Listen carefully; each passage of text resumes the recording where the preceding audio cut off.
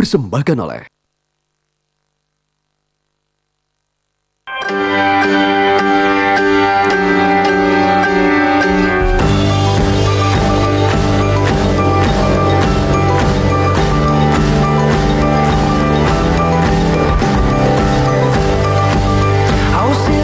Apa kabar pemirsa? Jumpa kembali dalam Indonesia untuk Indonesia Kaya.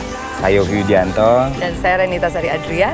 Kami sekarang kembali lagi ke Bali. Senang sekali kami berada di sini dan kita sedang berada di Pesawahan Tegal Alang. Pesawahan dengan konsep Terasiri. Terasiri. Ini salah satu spot yang terkenal nih Mas Yofi. Betul. Foto-fotonya ada di mana-mana. Ya. Dan kita kembali akan kemana saja nih Mbak? Ya, kita seperti biasa tentunya akan mendengar beberapa tokoh inspiratif di sini. Ada Gus Teja, beliau adalah pemusik. Betul. Dan juga ada Cok Sawitri, merupakan seniman yang luar biasa. Lalu kita juga akan melihat seni bela diri yang sudah dikemas secara modern. Menarik sekali pemirsa, jangan kemana-mana, tapi Indonesia, ide untuk Indonesia.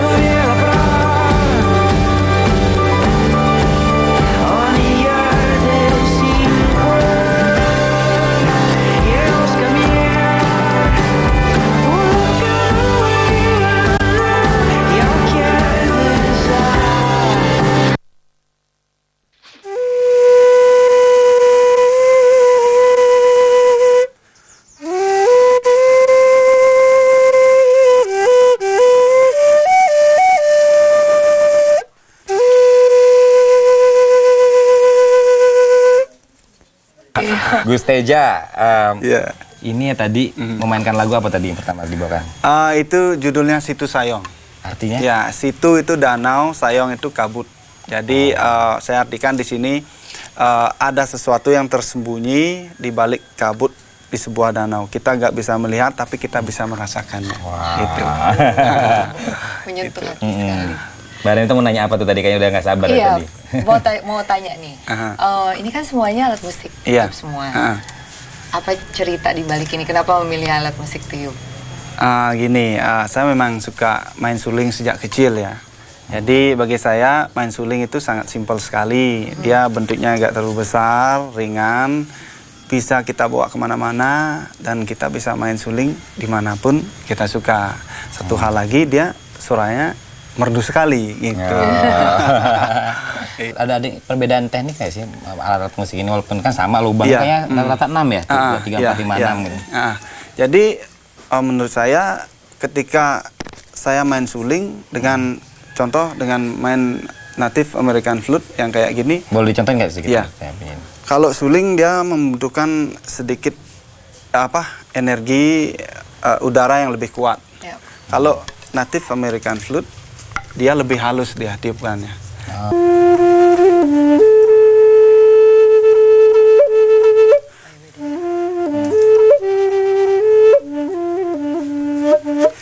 Kayak gitu. Kayak gitu, mereka lebih dalam, tapi mungkin tidak perlu power yang terlalu besar. Iya, betul sekali. Nah, kalau yang ini namanya ocarina. Ocarina. Dia bentuknya kecil sekali kan. Iya.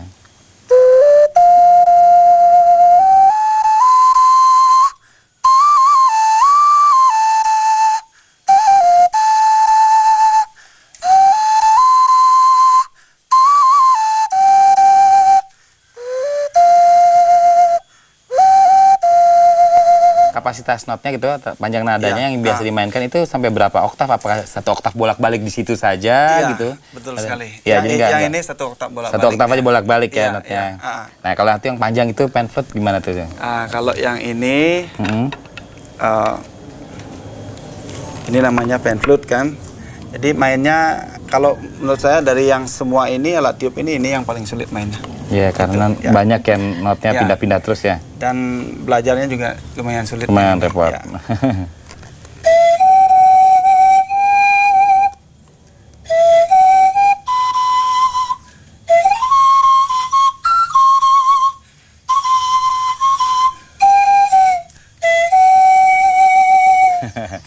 Itu kalau saya main piano ya kan, itu kalau ngedrillnya gampang kering gitu. Kalau ini mulut bisa, bibirnya bisa rusak ya. Asal gak lewat sini. Nah, dari pengalaman-pengalaman sebagai orang bilang katanya Mbak Neta, setiap yang mainkan musik seperti Gus Teja ini ada percampuran tradisional, lalu dengan efek-efek musik juga ada percampuran perpindahan nada dari antar wilayah, itu biasa dibilang world music. Dan Gus Teja ini pengalamannya sudah sangat banyak, saya udah ke mancanegara juga, dan ada pengalaman unik yang sempat diceritakan tadi, dia pernah sambil berjualan ya, di mana itu? Iya, ini kita sempat manggung di Malaysia waktu itu ya, di event World Music Festival di sana, dan waktu itu saya bawa CD banyak ke sana. Jadi mereka baru pertama kali lihat pementasan kita, habis kita manggung stand CD diserbu sama mereka. Di sini menurut saya yang menarik bukan berapa uang yang saya dapatkan ketika itu, tapi bagaimana apresiasi mereka terhadap karya musik yang saya bawa ke sana. Dan secara tidak langsung juga saya sebenarnya sudah memperkenalkan seni dan budaya Nusantara ke mereka sebenarnya waktu itu. Karena walaupun saya memakai gitar yang bukan produk asli kita, atau juga teknik permainan dan alat musik masih bernafaskan Nusantara. Kalau di Indonesia sendiri pernah berkolaborasi sama siapa saja? Kalau di sini saya belum pernah berkolaborasi. Tuh, Mas Yofi. Ya, mudah-mudahan Kapan-kapan kita bisa bareng ya. Gitu. Apa harapan Gus Teja dengan musik yang diusung oleh Gus Teja ini? Iya, setiap orang punya cita-cita kan. Ya, begitu juga dengan saya. Saya ingin membawa karya-karya saya lebih luas lagi, keliling dunia ya. Cita-cita ya, siapa orang, siapa tahu mudah-mudahan itu bisa berhasil. Dan satu sisi juga saya harapkan di sini pemerintah punya sistem produk hukum yang bagus ya untuk melindungi karya-karya senimannya.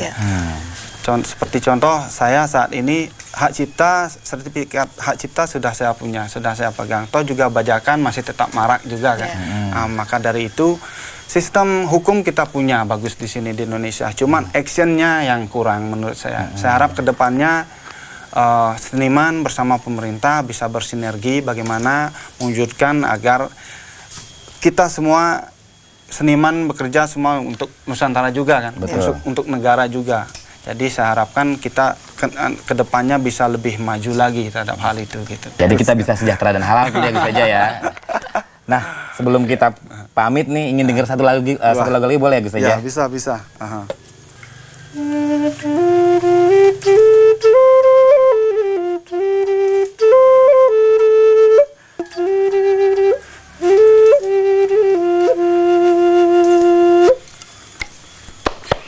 Terima kasih.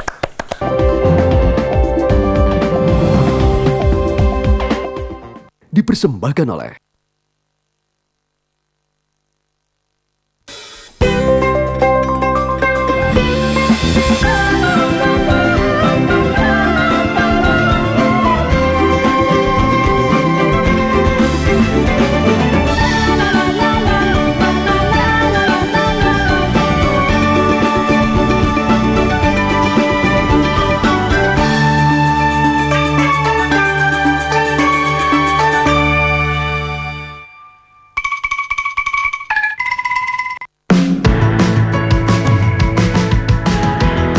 tingkatkan nilai hidup Anda dengan beragam informasi pilihan.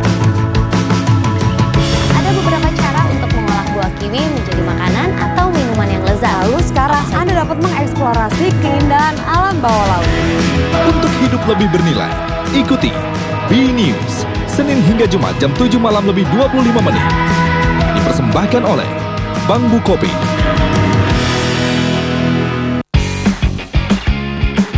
Apakah Anda yakin keputusan yang Anda buat adalah murni keputusan sendiri? Mungkin tidak Anda sadari bahwa setiap hari selalu ada dorongan dari lingkungan yang akan mempengaruhi pikiran serta keputusan Anda. You think it's A? I think so. Okay, go to A. A. It's A. Definitely A.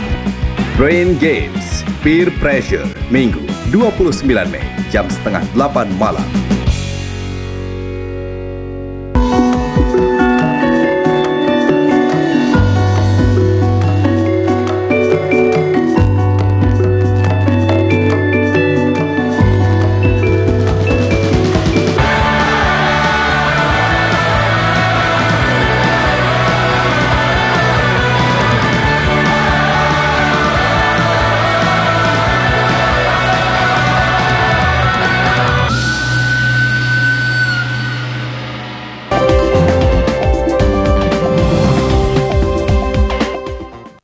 dipersembahkan oleh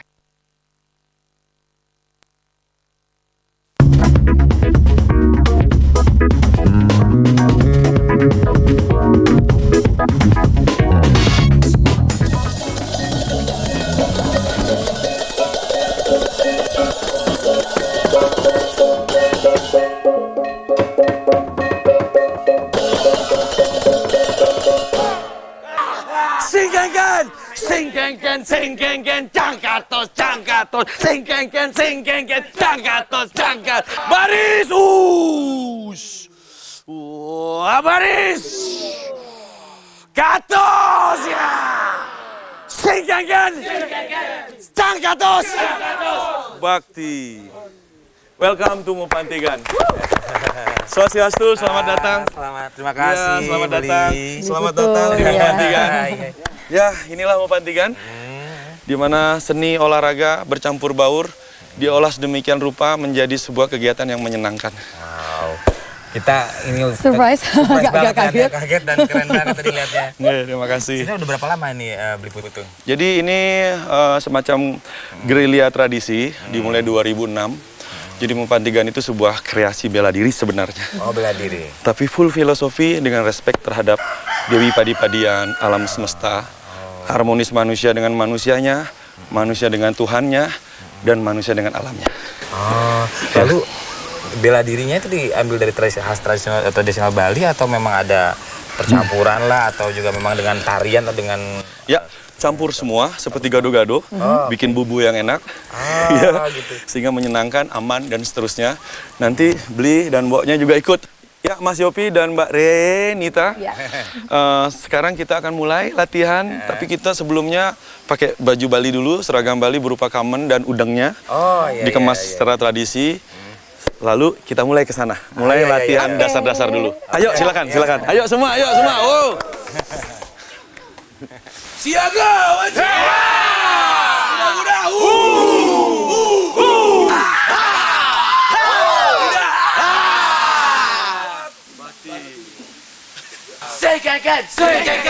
Singkengken, jangkatos, jangkatos, singkengken, jangkatos, singkengken,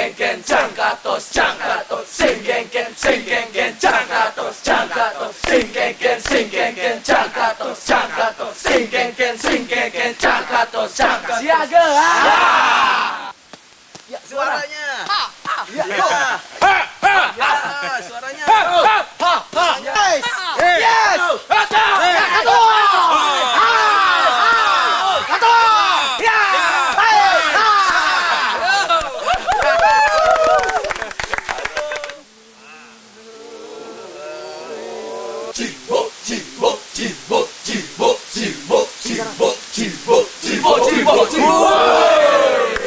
Ayo kita ke Lubuk.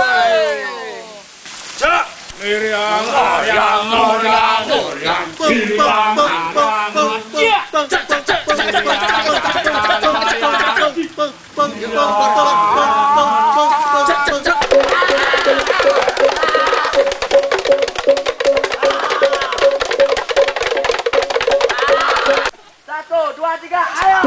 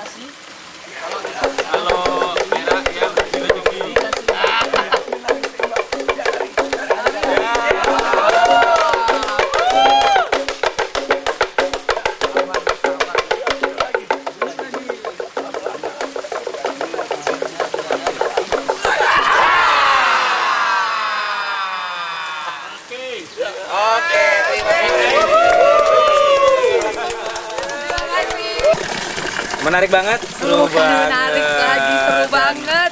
Pertama kali kita nyemplung di lumpur. Menyemplung di lumpur, dan ini adalah merupakan sebuah kekayaan budaya dari Pulau Bali. Betul. Dan masih banyak lagi hal yang menarik dan hebat di Pulau Dewata ini. Ya, dan yang barusan kita lakukan adalah memang simbol Penghormatan buat Dewi Badi-Badian atau Dewi Sri. Badi-Badian, Dewi Sri ya. Jangan kemana-mana, tetap di Indonesia. Ide untuk Indonesia.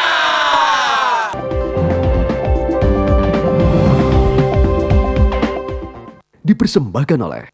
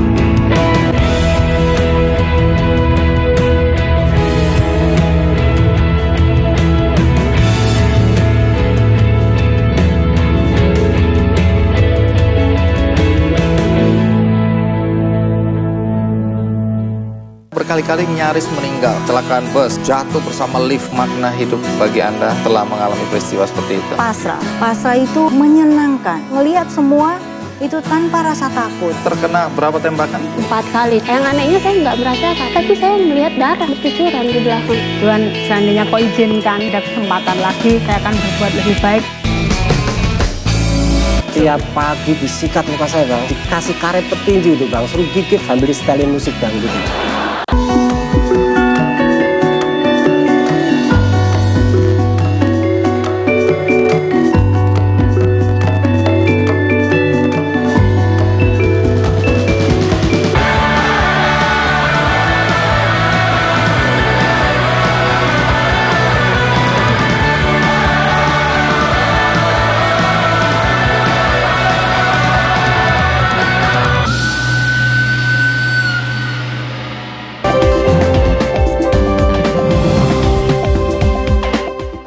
Dipersembahkan oleh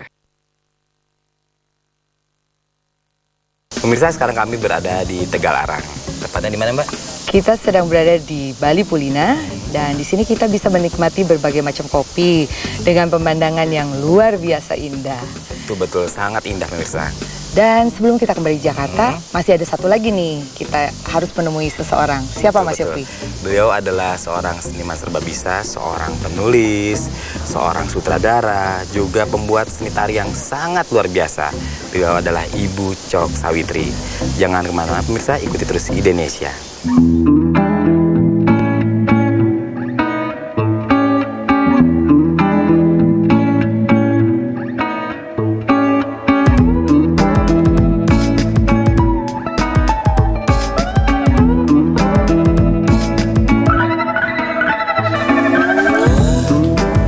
Selamat siang.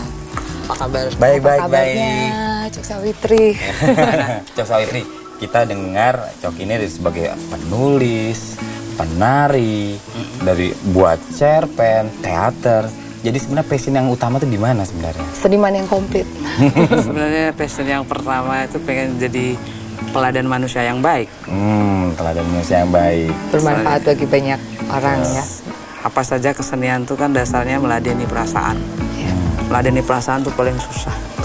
Betul. Ya kan? Betul. Kalau ngeladenin gini ngasih minum, kalau kurang bisa ditambah. Tapi perasaan tuh kalau kurang, wah. Iya betul. Tolak ukurnya sulit ya. Susah sekali. Jadi yang jelas pasti karya-karyanya nih Mbak Renita pasti lahir dari hati yang paling dalam. Dari hati yang paling dalam. Ya, pasti saya emang kalau dari itu kan bukan saya yang menilai ya. Tapi kalau masyarakat internasional mengatakan saya itu based on spiritual. Dulu memang saya banyak melakukan riset penelitian. Kan banyak orang tuh kalau sudah merasa sedikit modern tuh kritis pada adat, kritis pada tradisi, agak-agak kritis kepada agama tapi setengah takut. Jadi saya memutuskan untuk melakukan riset tentang gender misalnya, based on spiritual, saya mempelajari semua pendekatan-pendekatan itu. Jadi menurut saya kalau orang berkesenian tanpa riset, tanpa keilmuan, itu juga kalau dia bikin eksperimen jadinya cuma nakal. Yuk kita ke dalam aja ya Mas. Ayo. Panas sekali di luar. Silakan. Ya.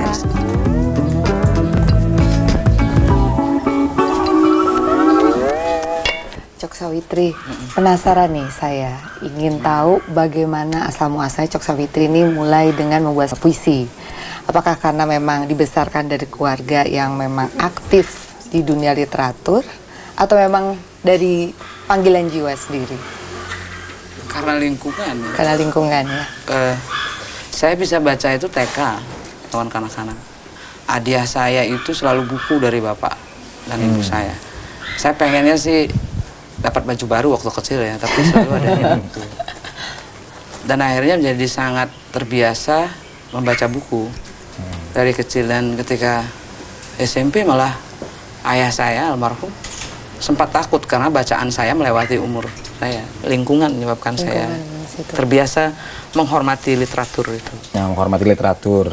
Nah, perkembangannya kan dari karya-karya tadi, penulisan lah, cerpen, puisi, juga dari kelengkapan yang lainnya Mbak Renita. Ada teater, lalu ada tarian, yang sebenarnya dari semua pengalaman-pengalaman tadi, Cok Sawitri, ditarik itu, kalau ditarik manfaat apa atau apa yang menjadi pengaruh besar dalam jiwa seorang Cok Sawitri? Pengalaman saya dari semua proses kreatif, saya mulai diajak pentas ke atas panggung sama ayah saya itu sebagai back sound loh Mas. Umur berapa itu? Umur 3 bulan. Jadi saya dicibit sama bapak saya itu sutradara supaya keluar tangis, karena dulu kan nggak ada back sound. Gitu. Oh, jadi itu suara sound efeknya. Ayah saya bilang kamu harus punya hobi loh. Kalau kamu nggak punya hobi, ntar kalau di atas usia 20 tahun nggak punya teman lagi. Taman SMA itu kita nggak punya teman lagi, ya bener ya. Akhirnya saya memutuskan, oke, saya hanya bisa senangnya, saya lebih bahagia kalau saya menulis. Tapi ketika saya menyadari bahwa saya bisa sebenarnya main teater dan sebagainya, karena SMP kan saya main teater dan sebagainya. Ketika sudah berkolaborasi, apakah itu dalam dunia tari, apakah itu dalam dunia teater, apakah itu dengan teman sendiri atau berbeda usia. Yang paling sulit dengan anak-anak. Satu hal yang saya selalu ingatkan diri saya adalah menjaga kekaguman. Saya membaca tulisan puisi anak SD, sama seriusnya dengan seorang penyair besar yang punya karya, saya akan baca serius. Ketika saya melihat seorang penari pemula, anak-anak yang ekspresi lucu, sama seriusnya saya akan nonton dengan yang lain. Jika seorang seniman sudah kehilangan kekaguman, dia sebenarnya udah nggak bisa berkarya kan. Karena udah ada keangkuhan, udah hilang rasa, sebenarnya itu bagus. Nah, yang kedua itu yang buat saya itu, selalu kalau kita kolaborasi dengan siapapun, mau dari luar negeri, mau beda bahasa, mau apa itu, jangan menghilangkan kepribadian kita. Pengaruh yang terbaik untuk diri saya sendiri itu apa? Saya selalu berlatih bersyukur. Bersyukur itu kan paling susah, apalagi seniman. Belum, orang panggung itu paling bahaya, terima tepuk tangan dan dipotret kan? Udah merasa kaya, padahal kantongnya bisa kosong tuh. Tapi akhirnya sekarang panggilannya, jiwanya lebih kemana sih condongnya? Setiap tahun pasti saya harus melahirkan satu karya teater. Terus yang kedua, saya harus ada kolaborasi. Dan saya selalu mencari misalnya, kalau penari yang bukan penari, kalau sekarang. Kalau pemain teater yang bukan pemain teater. Tantangannya kenapa tuh? Kenapa tuh tantangannya? Karena mereka lebih jujur dan murni. Oh, itu ya. Kalau sudah pemain teater dapat 3 kali pentas atau artis itu, diajarin teknik teater yang bener itu kan dia merasa lebih top daripada kita. Yang ketiga itu saya nulis. Kan dulu saya riset lama waktu saya masih mahasiswa itu, saya jadi asisten penelitian dari beberapa profesor dari Zurich University. Dari situ saya kemudian mengambil satu penelitian tentang calon arang. Dan itu saya ambil 15 tahun penelitiannya itu. Ternyata saya banyak sekali mendapatkan informasi tentang literatur Bali maupun Jawa. Dan misalnya sangat bahagia Indonesia itu sebenarnya memiliki kekuatan aksara. Jadi kalau ada lagu sambung menyambung. Jadi satu. Jadi satu. Yang menyambung Indonesia itu bukan lautan, bukan daratan. Pak Jokowi harus tahu, yang nyambung kita itu aksara, bahasa. Bukan bahasa Indonesia, aksara, huruf itu loh. Ada satu lagi yang menarik nih, Mbak Renita. Cok ini sudah buat juga e-book. Nah, ini kita ingin tahu gimana sih prosesnya, kan cukup rumit juga tuh. Sangat. Sebenarnya gini, yang mahal itu sistemnya. Karena e-book itu kan pasti ke seluruh dunia dan dia sifatnya serentak. Yang kedua itu sistem pembayarannya. Dan yang ketiga ternyata bangsa Indonesia yang terbesar menggunakan alat-alat teknologi ini. Ternyata pembaca fitur yang terburuk. Betul. Betul Bang. Sangat rendah sekali. Jadi harus dikasih petunjuk nih kalau mau pembayaran ini. Sebenarnya nanti bisa diakses sampai waralaba. Tetapi yang paling saya bahagiakan ini made in Indonesia nih. Sekarang sebelum kita pamit, kita penasaran gimana nih kalau beliau ini membacakan puisi. Bisa ya, Cok? Bisa. Boleh ya? Boleh. Asal jangan panjang-panjang. Namaku Dirah. Manggali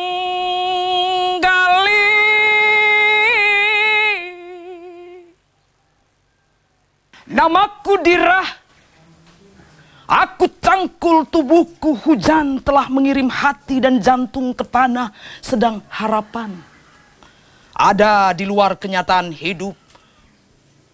Pagi itu aku bertanya pada diri, raja mana itu? Kematian suamiku menjadi aniaya. Kesendirian ini menjadi kamar hukuman, tetapi apa kesalahan anakku? Manggali seperti diterjang 1000 anak panah. Tubuh ramping berbalut kain putih itu luruh tersangga batang pohon kepah. Matanya memancarkan hati yang bebas ketika tubuhnya merosot ke bawah. Rumput-rumput menengok menyediakan dirinya menanti kedatangan tubuh ibunya. Sampaikan, semua benteng memiliki celah, begitupun keangkuhan. Tak terkecuali kekuasaan retak oleh lirik mataku. Karena namaku Dirah hanya seorang janda, bukan tubuh di atas tahta, di mana senjata adalah kaumnya.